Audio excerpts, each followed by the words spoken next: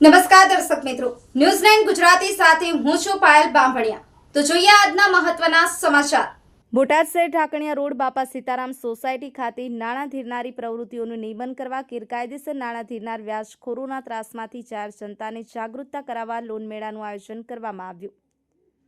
Botad police અધિક્ષક કે બળોલિયાના સાહેબ અને નાયબ પોલીસ અધિક્ષક મહર્ષિ રાવલ સાહેબના માર્ગદર્શન મુજબ બોટાદ ટાઉન પોલીસ સ્ટેશન દ્વારા બોટાદ શહેર ઢાકણિયા રોડ બાપા સીતારામ સોસાયટી ખાતે પીઆઈ શ્રી એસ.આર. ખરાડીનાઓની અધ્યક્ષતામાં નાણાં ધીરનારી પ્રવૃત્તિઓનું નિયમન કરવા, લોકોમાં જાગૃતિ લાવવા તેમજ ગેરકાયદેસર નાણાં ધીરનાર વ્યાજખોરોના ત્રાસમાંથી જાહેર જનતાને મુક્ત કરાવવા તથા અધિકૃત બેંકો અને સહકારી મંડળીમાંથી લોન લેવાની જાગૃતતા અને લોન મેળાનું આયોજન કરવામાં આવેલ હતું। સામાન્ય નાગરિકોને વ્યાજખોરોની ચુંગાલમાંથી મુક્તિ અપાવવા તેમજ નાણાં ધીરનાર કાયદાઓથી માહિતગાર કરવામાં આવેલ તથા વ્યાજખોરોની બંદી સદંતર નાબૂદ કરવા, ગંભીર બનાવોને બનતા અટકાવવા તેમજ વ્યાજખોરીથી પીડાતા પ્રજાના પ્રશ્નો સાંભળી નિરાકરણ કરવા સાથોસાથ સામાન્ય પ્રજાને આવી વ્યાજખોરીની ચુંગાલમાં ના ફસાય તેમજ વ્યાજખોરો તથા પઠાણી વસૂલાત કરતા માણસો વિરુદ્ધ કાયદેસરની કડક કાર્યવાહી વિશે વિસ્તૃત રીતે માર્ગદર્શન પૂરું પાડવામાં આવેલ હતું।